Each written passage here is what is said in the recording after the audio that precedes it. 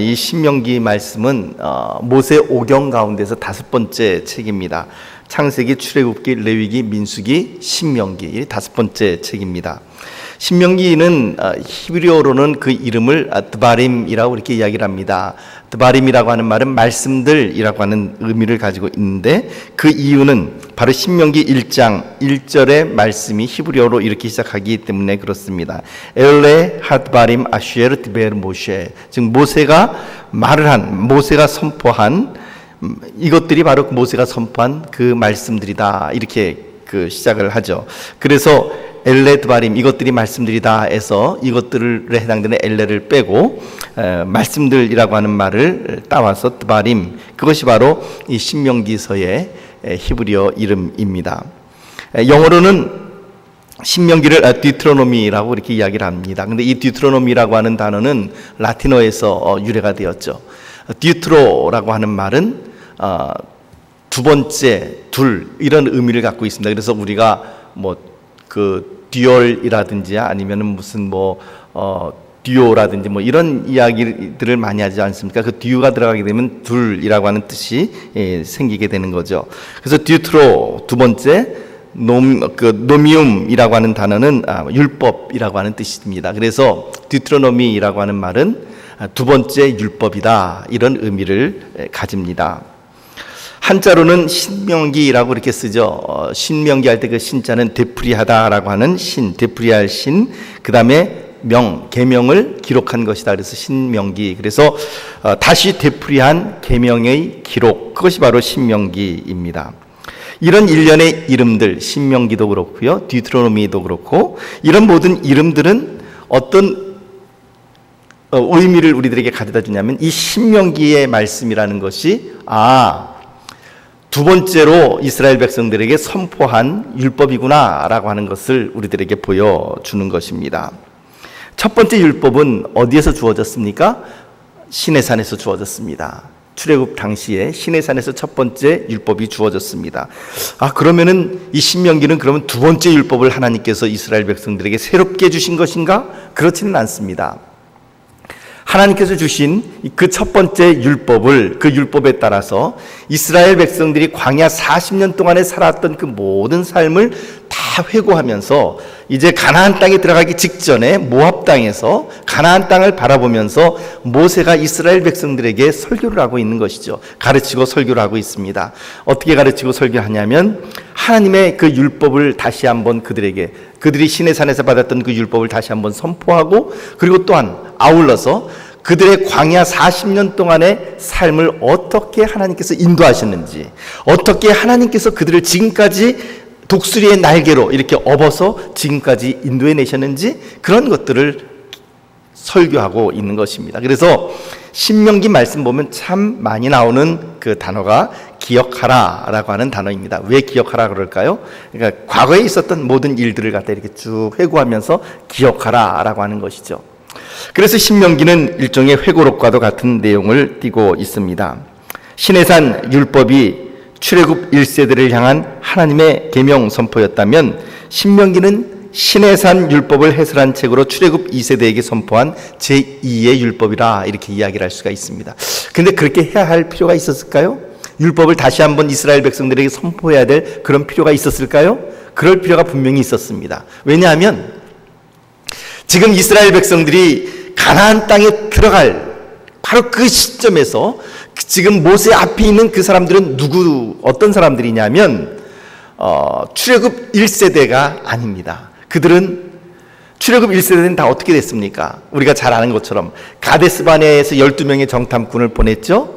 10명의 정탐꾼이 돌아와서 울면서 이스라엘 백성들에게 그 정탐을 보고하는데, 거기는 거인 족속들이 살고 있고, 우리가 본 그 땅은 너무나도 좋은 땅이지만, 그러나 거기에 있는 사람들은 거인 족속들이고, 그 성은 하늘에 닿았고, 그 문 철빗장과 같이 이렇게 단단하게 그렇게 잠겨져 있고, 그래서 그들과 전쟁을 하면 우리는 질 거다. 우리가 비교해 보니까 그들에 비하면 우리는 메뚜기와도 같다, 이런 그 부정적인 보고를 했습니다. 그러나 두 사람 누구 있었죠? 여호수아와 갈렙 잘하셨습니다. 여호수아와 갈렙만큼은 그들은 우리의 밥이다. 하나님께서 우리들에게 붙여주셨으니 우리가 올라가서 취하자라고 그렇게 믿음의 보고를 했습니다. 그러나 이스라엘 백성들은 어떤 보고를 취합니까? 10명의 보고를 채택합니다. 그리고는 마음이 상하고 그리고 또한 불평하며 이제 하나님께 반역을 하게 되죠. 그래서 하나님께서 그들에게 내린 중징계가 무엇입니까? 40일 동안의 정탐을 하루를 1년으로 삼아 이제 너희가 40년간 광야에서 유랑을 하고 훈련받고 난 이후에 들어갈 것이다. 그다음 두 번째는 무엇이냐면 지금 현재 이 사건이 일어난 그 시점으로 해서 만 20세가 넘은 사람들, 즉 성인으로서 군인으로서의 역할도 할 수 있고 성인 대접을 받는 만 20세 이상의 모든 사람들은 다 광야에서 죽을 것이고 이 가나안 땅에 들어가지 못할 것이다. 예외 두 사람 누굽니까? 여호수아와 갈렙을 제외하고는 바로 그것이었습니다. 그러니까 지금 가나안 땅에 들어가고자 하는 바로 그 세대는 어떤 세대들입니까? 적어도 가데스 바네아에서 그 정탐 사건이 일어난 그 시점으로 보면 만 20세 미만의 자녀들도 있었을 것이고 혹은 그 당시에 태어나지 않은 사람들도 있었을 것입니다. 그들은 하나님께서 시내산에서 그들의 제1세대 그들의 부모님 세대에게 내려주신 그 계명에 대하여 듣기는 들었지만 그들의 눈으로 제대로 확인하지 못한 그런 세대들입니다. 그뿐만이 아니죠. 그들은 광야에서 살면서 할례를 받았을까요? 못 받았을까요? 못 받았죠. 어떻게 할 수 있습니까? 나중에 가나안 땅 건너가서 길갈에 가서 그들이 할례를 받지 않습니까? 이처럼 할례도 받지 못한 그런 자녀들이 많이 있었고, 그리고 그 앞에 지금 모세 앞에 있는 그 세대들은 하나님의 크신 일을 듣기는 들었지만 그러나 직접 체험하지 못하고 그리고 또한 알지 못하는 그런 세대들이었습니다. 그 세대들에게 이제 가나안 땅에 들어가기 직전에 다시 한번 하나님의 말씀을 선포하고 언약을 새롭게 해야 될 필요가 모세에게는 있었던 것이죠.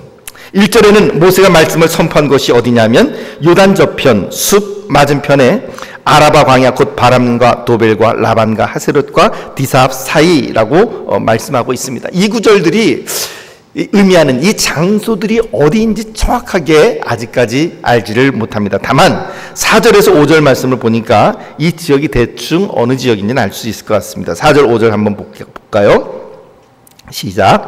그때는 모세가 헤스본에 거주하는 아모리 왕 시온을 쳐 죽이고 에드레이에서 아스타롯에 거주하는 바산 왕 옥을 쳐 죽인 후라 모세가 요단 저쪽 모압 땅에서 이 율법을 설명하기 시작하였더라. 일러스되 어디에서 이 율법을 설명했다고요?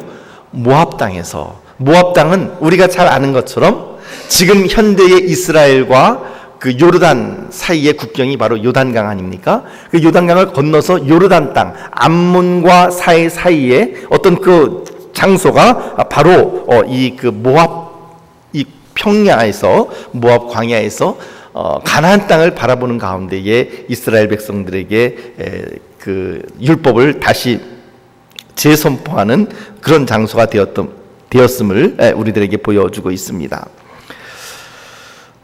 사람들은 환경에 길들여져 갑니다.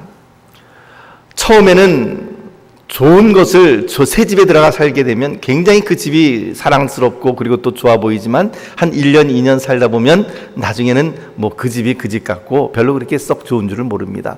차도 마찬가지 아니든가요? 차도 처음에 이렇게 뽑으면은 처음에는 기스가 날까봐 그냥 막 애지중지하고 차를 세울 때도 그 조심스럽게 세우고 하지만 조금 이제 시간이 지나서 기스도 좀 나고 그러면 그 다음서부터는 뭐 기스가 나면 나는 대로 이렇게 타기도 하고 그렇습니다. 그처럼 사람들은 환경에 길들여져 가죠. 이스라엘 백성들도 역시 마찬가지였습니다. 그들은 광야에 나갔습니다. 이스라엘 백성들에게 광야는 곧 고통이었고 광야라고 하는 것은 정말 여기서 어떻게 살아가야 될까 아주 힘든 그런 그 고난의 장소였습니다. 그들은 더위와 그리고 목마름과 그리고 배고픔과 불안함 그런 것으로 인하여서 이 광야에서 살아간다라고 하는 것이 상상하지 못할 정도로 그 힘든 일이라는 것을 끔찍한 일로 다가왔지만 그런데 참 흥미로운 것은 시간이 좀 지나고 나니까 그들은 그 광야에서 자기들의 삶이 익숙해졌다라고 하는 것을 볼 수가 있습니다. 5절에서 6절 말씀을 보니까 이렇게 기록을 합니다. 5절에서 6절 말씀 우리 함께 읽어볼까요? 시작. 모세가 요단 저쪽 모압 땅에서 이 율법을 설명하기 시작하였더라. 일렀으되 우리 하나님 여호와께서 호렙산에서 우리에게 말씀하여 이르시기를 너희가 이 산에 거주한 지 오래니. 자, 여기 보니까 하나님의 산 호렙산에 이스라엘 백성들이 얼마나 거주했다 그럽니까? 뭐 정확한 날짜는 안 나와 있지만 오랫동안 거주했다라고 기록을 합니다. 이스라엘 백성들은 광야 자체는 말씀드린 것처럼 참으로 힘들고 고난의 땅, 그리고 또한 험악한 땅이었지만 그러나 어느새 그 광야에서 살아가다 보니까 거기에 어느 정도 익숙해진 모습을 볼 수가 있습니다. 그들은 가나안 땅을 목적지로 사는 사람들이었지만 오랜 동안의 광야 생활로 인하여서 이제 광야 생활에 익숙해지다 보니까 가나안 땅에 대한 소망을 잃어버린 상태에 있었습니다. 광야를 떠돌다가 드물긴 하지만 물이 있는 오아시스를 만나기도 합니다. 그러면 그 편안한 장소에서 야영하는데 만족을 느끼는 것이죠. 틀에 박힌 일상에 푹 빠져버리고 말았습니다. 일상에 젖어서 안주하는 이스라엘은 그들의 목적지인 가나안 땅으로 나가지를 못했습니다. 물론 하나님께서 구름기둥과 불기둥으로 그들을 이렇게 세워주셔야만 나가는 것이긴 했지만 말입니다. 이런 그들을 하나님은 일으켜 세우시기를 원했습니다. 그들에게 말씀하여 주시기를 뭐라고 말씀하셨냐면 너희가 이 산에 거주한 지 오래되었으나 그러나 이제는 일어나야 된다라고 하는 것입니다. 사랑하는 성도 여러분, 오늘날 교회가 직면해 있는 가장 커다란 어려움은 무엇이겠습니까?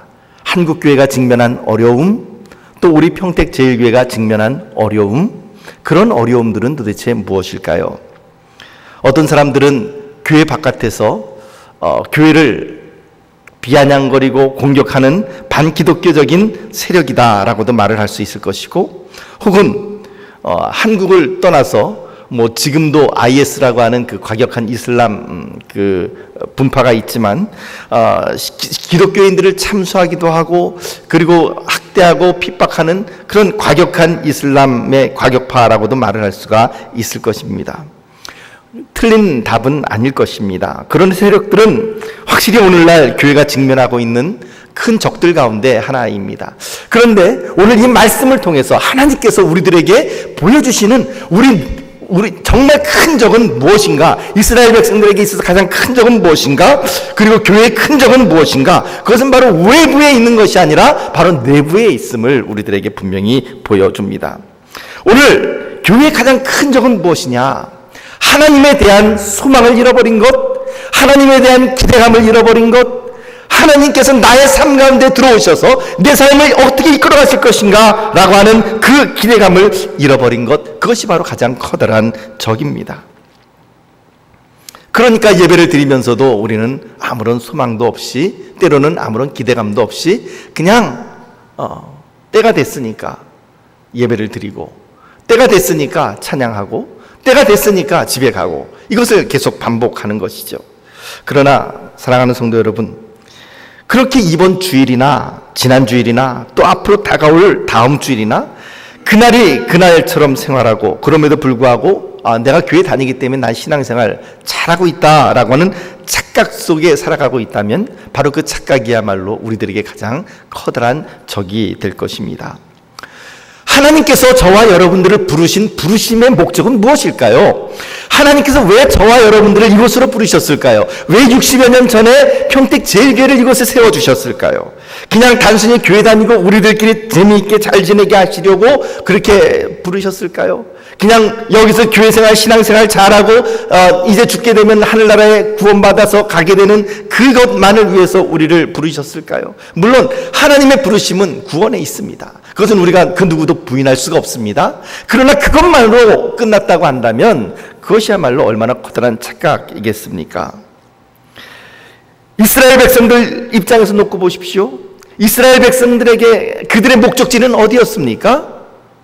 대답을 해보십시오. 그들의 목적지는 어디입니까? 가나안입니다. 그런데 지금 그 가나안으로 가기 위해서 그들이 어디로 나왔어요? 광야로 나왔어요. 근데 그 광야에서 어느 정도 익숙해지다 보니까 오아시스가 있으면 거기에 더 편안하게 눕고 싶고, 물이 있으면 거기서 더 오래 머물고 싶고, 이런 그 현실에 주저앉는 그런 그 모습들이 이스라엘 백성들에게 나타났다라고 하는 것입니다. 그러나 그럼에도 불구하고 하나님은 그들을 그 광야 가운데 그대로 놔두기를 원치 아니하셨습니다. 하나님은 분명히 그들의 목적지가 어딘지 알고 있었습니다. 사랑하는 성도 여러분, 우리에게도 목적지가 있습니다.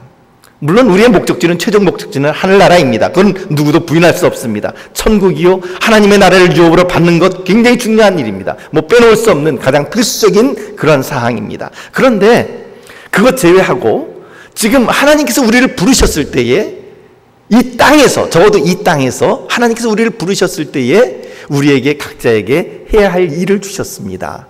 사명을 주셨습니다. 내가 해야 될 그 일터를 주셨습니다. 여러분, 그렇다면 여러분들의, 저의 가나안은 어디입니까? 아마도 하나님께서 저를 평택제일교회로 불러주셨을 때는 평택제일교회가 저의 가나안일 겁니다.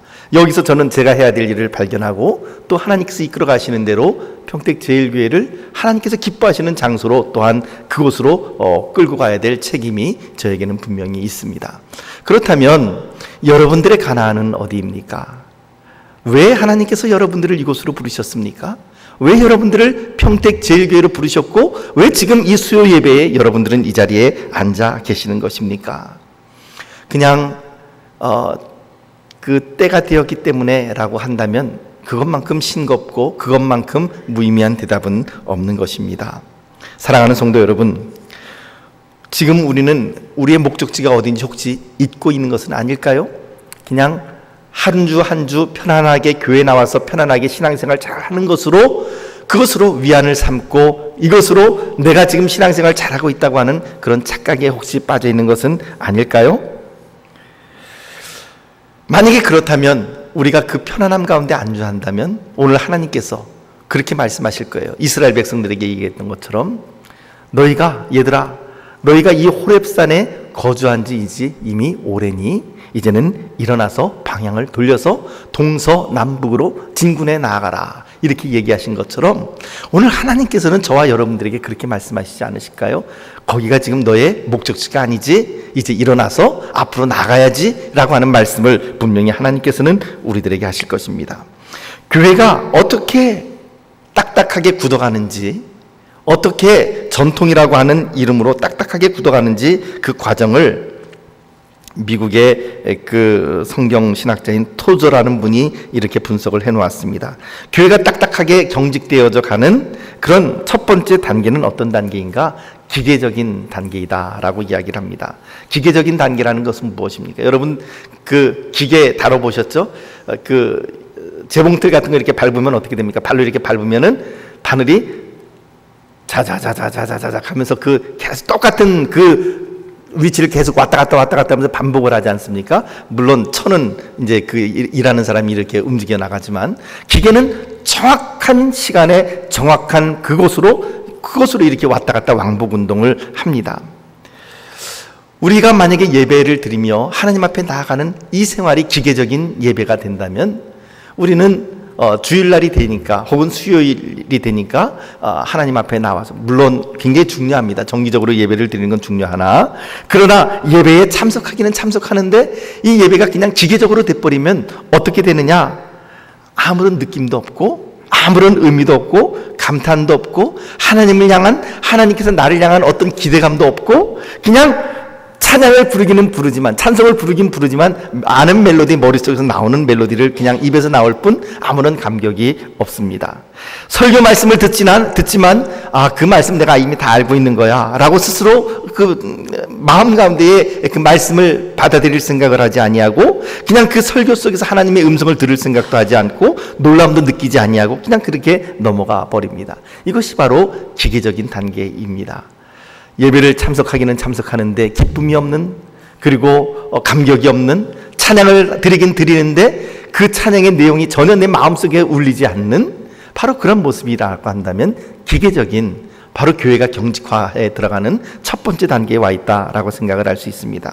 두 번째 단계는 습관적인 단계라고 이야기를 합니다. 기계적인 단계에서 한 걸음 더 나가면 습관적인 단계에 이르게 됩니다. 이제는 아예 그렇게 하는 것이 늘 그렇게 하는 것이 습관화된 것처럼 자기도 알지 못한 채 습관적인 상태에 빠지는 것이죠. 세 번째 단계는 영적인 경직의 상태로 들어갑니다. 영적인 경직의 상태에 들어가면 더 이상 무엇인가를 기대하지를 않습니다. 뭐 예배가 늘 그렇지 뭘 거기서 더 기대하겠어. 이렇게 된다면은 딱딱하게 굳어 있는 것입니다. 어떤 능력이나 하나님 성령께서 나에게 부어주시는 놀라운 능력이나 혹은 기도하는 가운데에서 기도를 통하여 하나님께서 우리에게 어떤 삶을 보여주실지 그것에 대한 어떤 기대감 없이 기도 다 해봤지만 해보긴 옛날에 다 해봤는데 그래봐야 소용없어. 만약에 이렇게 결론이 난다고 한다면 이미 영적인 딱딱한 경직의 상태에 들어간 것입니다. 사람의 오장육부 가운데에 장기가 굳게 되면 죽음에 이르게 되지 않습니까? 간이 딱딱하게 굳게 되면 간경화에 이르게 되고 간경화가 발전되면 간암으로 발전됩니다. 폐라고 하는 것도 그 솜사탕처럼 말랑말랑하고 이렇게 탄력이 있어야 되는데 그 폐의 벽이 시멘트 벽처럼 딱딱하게 굳어버린다고 한다면 그 이제 폐섬유증이라고 하는데 그렇게 되면 모세혈관을 통하여서 이 호흡을 통해서 폐에서 그 모세혈관을 통해 들어온 공기 속에서 산소를 받아들이고 그것을 피를 통하여서 각 신체 각 부분으로 옮겨야 될 그런 제대로 된 어떤 그런 그 산소의 이동이 용이하게 되지 않을 것입니다. 교회가 기계적인 상태를 거쳐서 습관적인 예배와 아무런 놀라움이나 하나님에 대한 아무런 소망이 없이 나오게 되면 바로 이렇게 딱딱한 경지에 이미 들어간 것이다 라고 그렇게 진단을 내릴 수가 있는 것입니다. 사랑하는 성도 여러분, 오늘 우리들의 상태는 어떻습니까? 하나님께서 오늘 우리들에게 뭐라고 말씀하시냐면 너희가 안주에 있는 것 그만하면 됐다라고 말씀을 하십니다. 하나님께서는 이스라엘 백성들에게 말씀하시는 것처럼 이제는 일어나 나가라 라고 말씀을 하십니다. 오늘 이 말씀이 우리들이 혹시 이렇게 무엇인가에 젖어 있고 안주해 있고 그리고 딱딱하게 굳어 있는 상태라고 한다면 그 속에서 속히 빠져나와야 합니다. 나무나 고무로 만든 의족이나 의수는 바늘로 아무리 찔러도 아픔을 느끼지 못합니다. 그러나 신경이 살아있는 내 몸을 바늘로 찌르면 깜짝 놀라고 그리고 그 통증에 즉각적으로 반응하는 것처럼 이처럼 찌르면 아픈 것, 그것이 바로 살아있음의 증거입니다. 사랑하는 성도 여러분, 오늘 하나님의 말씀이 내 심령 가운데 흘러넘칠 때, 오늘 이 강대상에서 선포되는 하나님의 말씀이 내 심령 가운데에 와 닿을 때에 그 말씀이 나에게 아무런 감흥이 없고 그리고 또한 그 말씀을 들어도 내 마음 가운데 아무런 수액이 나오지 않는다면 그것은 우리는 이미 병들어 있다라고 하는 것을 스스로 진단 내릴 수 있는 것이죠. 살아있는 나무는 껍질을 이렇게 벗겨내거나 혹은 껍질에 이렇게 그 칼로 이렇게 자국을 내면 거기에서 수액이 흘러나옵니다. 그러나 이미 말라서 죽은 나무는 아무리 깊이 그 홈을 판다 할지라도 수액이 흘러나오지 않습니다. 그러므로 하나님의 말씀을 들을 때 내 마음 가운데 통증이 있고 아픔이 있다고 한다면 아직까지 우리들에게는 소망이 있는 것입니다. 일상에 젖어 그 자리에 안주하고 있는 이스라엘 백성들에게 하나님은 이렇게 명령하십니다. 6절에서 7절 말씀 우리 함께 읽어보도록 합니다. 6절에서 7절 말씀 시작. 우리 하나님 여호와께서 호렙산에서 우리에게 말씀하여 이르시기를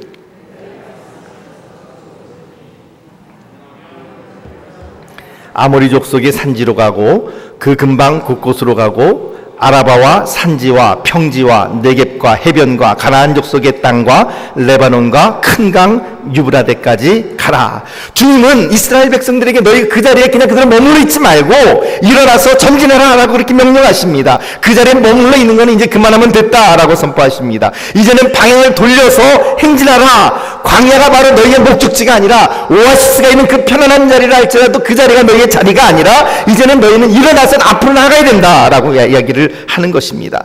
방향을 돌려 행진하여 아모리 족속의 산지로 나가라. 아모리 족속의 산지는 어디냐면 지금 이 말씀을 하고 있는 것이 바로 모압 땅이기 때문에 모압 땅에서부터 요단강을 건너서 이제 예루살렘 쪽으로 그렇게 나가라. 즉 지중해 서쪽으로 나가라 라고 하는 것입니다. 아라바와 네겝으로 내려가라 라고 이야기를 합니다. 아라바와 네겝은 어디입니까? 남쪽입니다. 레바논과 큰 강 유프라테스 강으로 나가라고 이야기를 합니다. 어디입니까? 북쪽입니다. 북쪽에서 또 북동쪽으로 나가는 것이죠. 그것이 바로 동서남북으로 거침없이 진군하고 나가라는 것이 바로 하나님께서 그 당시에 이스라엘 백성들에게 주셨던 놀라운 하나님의 비전이었습니다. 그런데 어디까지 가라 그럽니까? 7절 말씀 다시 한번 띄워주십시오. 7절 말씀. 자, 맨 마지막에 보니까 어디까지 나가라고요? 큰 강 유브라데까지 나가라 이렇게 이야기를 합니다. 왜 유프라테스 강일까요? 왜 다른 강도 많은데 유프라테스 강까지 나가라 그럴까요? 사실은 이스라엘 백성들의 이스라엘의 그 역사상 유프라테스 강까지 그들이 진군해 본 적은 한 번도 없었습니다. 그럼에도 불구하고 이스라엘 백성들에게 하나님께서는 큰 강 유브라데까지 나가라 라고 그렇게 말씀을 하십니다. 왜 그럴까요? 창세기 15장 18절 말씀이 바로 우리들에게 그 근거를 보여줍니다. 하나님께서 아브라함에게 약속을 하셨던 그 첫 번째 언약이 그 영역이 어디냐면 이렇게 됩니다. 그날에 여호와께서 아브라함과 더불어 언약을 세워 이르시되 내가 이 땅을 어디에서부터요? 애굽 강에서부터 그 큰 강 유브라데까지 내 자손에게 주노니 하나님께서 아브라함에게 이미 약속해 주셨던 그 땅의 영역은 어디냐면 남쪽으로는 애굽 강에서부터 북쪽으로는 큰 강 유프라테스 강까지 유브라데까지 내가 너와 내 자손에게 주겠다. 그러므로 이 신명기 말씀에 있는 큰 강 유브라데까지 가라라고 하는 것은 어느 날 갑자기 그냥 벼랑간 뚝 떨어진 기분 내키는 대로 주신 말씀이 아니라 바로 아브라함에게 하나님께서 창세기를 통하여 약속해 주신 그 영역임을 우리들에게 보여주는 거죠. 8절 말씀은 이 사실을 분명히 그렇게 선포합니다. 8절 말씀 우리 함께 읽어봅니다. 8절 말씀 시작. 내가 너희의 조상 아브라함과 이삭과 야곱에게 맹세하여 그들과 그들의 후손에게 주리라 한 땅이 너희 앞에 있으니 들어가서 그 땅을 차지할지니라. 아멘. 뭐라고요? 내가 너희의 조상 아브라함과 이삭과 야곱에게 맹세하여 그들의 후손에게 주리라 한 땅이 너희 앞에 있으니 이제는 들어가서 그 땅을 차지할지니라. 사랑하는 성도 여러분, 그러므로 지금 이 명령은 전적으로 이 신명기 말씀의 명령은 무엇에 근거를 합니까? 하나님의 이미 그 전에 주셨던 약속, 하나님께서 말씀을 통하여 아브라함에게 주셨던 그 약속에 근거한 언약의 말씀이라는 사실을 우리들에게 분명히 보여주고 있습니다. 그래서요, 예전에도 제가 한번 말씀드렸지만 이스라엘 국기가 우리들에게 보여주는 교훈이 있지 않습니까? 이스라엘 국기 혹시 이게 바로 이스라엘 국기 아닙니까? 이스라엘 국기가 지금 보여주는 게 위 아래로 선이 푸른색 선이 이렇게 두 개가 있고 위에 한 선, 아래 한 선, 그리고 그 가운데에 다윗의 별이 있지 않습니까? 이 다윗의 별은 유대인들을 상징하는 그런 상징입니다. 그리고 아래에 있는 선은 어떤 선이냐면 강을 의미하는데 애굽강, 그리고 위에 있는 강은 무슨 강일까요?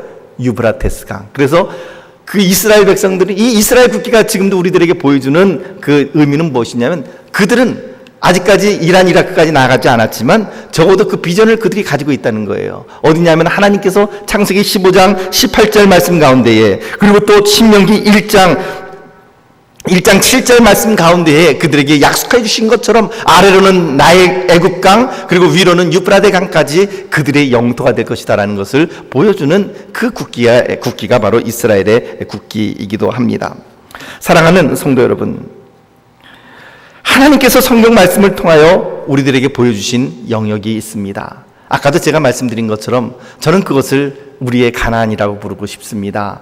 사랑하는 성도 여러분, 하나님께서는 우리들을 부르셨습니다. 그리고는 우리들에게 뭐라고 말씀하시냐면 광야가 지금 때로는 오아시스가 있지만 때로는 거기가 지금 편안하게 지금 어느 정도 익숙해져 있지만 거기에 안주해 있지 말아라. 하나님께서 오늘 우리들에게 말씀하시는 것은 일어나서 진군하라 라고 하는 말씀을 하는 것입니다. 어디를 향하여 진군하라고요? 큰 강 유브라데까지 나가라. 이것이 바로 하나님께서 우리들에게 주신 말씀을 통하여 우리들에게 주신 것입니다. 하나님은 오늘 우리가 일상에 젖어서 타성에 젖어서 매너리즘에 빠져서 습관적으로 하나님을 경배하고 예배하는 것 원치 아니하십니다. 오늘 나에게 베푸실 놀라운 하나님의 은혜에 대한 기대감도 없고 설렘도 없이 그저 하품하며 눈 감고 예배에 참석한다면 그것은 우리들에게 아무런 유익이 되지 못할 것입니다. 사랑하는 성도 여러분, 이제 우리가 해야 될 일이 있습니다. 무엇입니까? 날마다 새로워지는 것. 고린도후서 4장 16절에서 18절 말씀처럼 우리의 육신은, 우리의 겉사람은 날로 후패하라. 우리의 겉사람은 날로 낡아지다. 그러나 우리의 속사람은 날로 새로워지도다. 그 말씀처럼 하나님 앞에 나와 예배를 드릴 때마다 우리의 속사람이 날로 새로워져야 될 것입니다. 예배를 드릴 때마다 우리의 속사람이 새로워져야 될 것입니다. 찬양을 드릴 때마다 그 찬양이 하나님 앞에 드리는 우리의 신앙 고백이 되어야 할 것입니다. 사랑하는 성도 여러분, 그것이 바로 오늘 하나님께서 저와 여러분들에게 1차적으로 바라는 내용입니다. 그 다음 두 번째는 무엇입니까? 일어나서 나아가라 라고 하는 것입니다. 어디로 나아갈까요? 어디로 나가야 될까요? 하나님께서 우리들에게 보여주신 것이 있지 않습니까? 주님께서 승천하시며 예수님께서 우리들에게 보여주신 말씀, 오직 성령이 너희에게 임하시면 너희가 권능을 받고 예루살렘과 온 유대와 사마리아와 땅까지 이룬 데 증인되라 말씀하셨고, 마태복음 28장 말씀 보니까 하늘과 땅의 권세를 내게 주셨으니 그러면 너희는 가서 모든 족속으로 모든 민족으로 제자를 삼아 아버지와 아들과 성령의 이름으로 세례를 주고 내가 너희에게 분부한 모든 것을 가르쳐 지키게 하라. 이 말씀이 바로 오늘 우리들에게 던져주시는 유브라데 강이고 우리들의 목적지이고 우리들의 가나안 땅입니다. 물론 우리가 이 육신의 생명이 끝나면 하나님의 나라에 들어갈 것입니다. 그러나 적어도 이 땅에 살고 있는 동안, 우리들이 살고 있는 동안 그냥 편안히 교회에 왔다 갔다 하면서 이것으로 우리의 모든 신앙생활을 다 잘 할 것이라고 생각을 하지 마시기를 바랍니다. 하나님께서는 오늘도 저와 여러분들에게 그리고 평택제일교회에게 분명히 소망하시는 것이 있습니다.